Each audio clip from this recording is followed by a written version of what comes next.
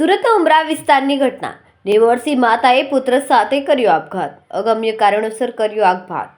ઘટનાની જાણકારી થતાં જ આસપાસના લોકો પુત્રને લઈને હોસ્પિટલ દોડ્યા, પરંતુ ફરજ પર હાજર ડોક્ટર હોય તેણે મૃત જાહેર કર્યો હતો। માતા પુત્રને નવી સિવિલ હોસ્પિટલ લઈ જવામાં આવ્યા। બંને પીએમ કરવામાં આવશે। માતાએ પહેલા પુત્રને ઘરે પાછો આપ્યો, ત્યારબાદ પોતે ગળે ફાંસો ખાઈને આપઘાત કર્યો।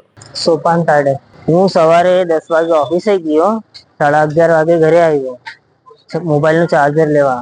તો દરવાજો ખોલ્યો મેં, જાળી વાળો દરવાજો, સામે મારી બેન ને મારો ભાણો બંને લટકતા હતા। બાજુવાળાને જાણ કરી, એ લોકોએ મારી હેલ્પ કરી પેલો લોખંડનો દરવાજો તોડવા।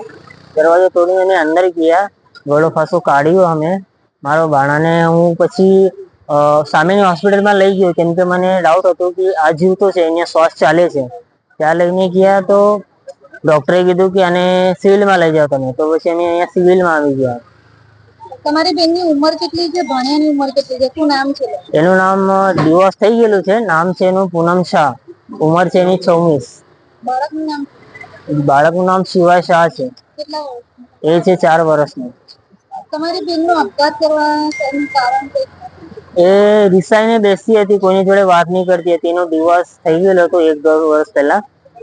કઈ આજે સુસાઇડ થઈ ને 2-3 દિવસથી કોઈની જોડે કઈ વાત નહીં કરતી હતી, એકલી રહેતી હતી। કેમેરામેન સેનિલ વિરાણી સાથે વિશાલ છેઠા, માનવ પ્રભા ન્યૂઝ, સુરત। અમારા વિડીયોની નવી અપડેટ મેળવવા માટે સબસ્ક્રાઇબ કરો માનવ પ્રભા ન્યૂઝ ચેનલને, બેલ આઇકન ક્લિક કરો લેટેસ્ટ વિડીયો સૌથી પહેલા મેળવવા માટે।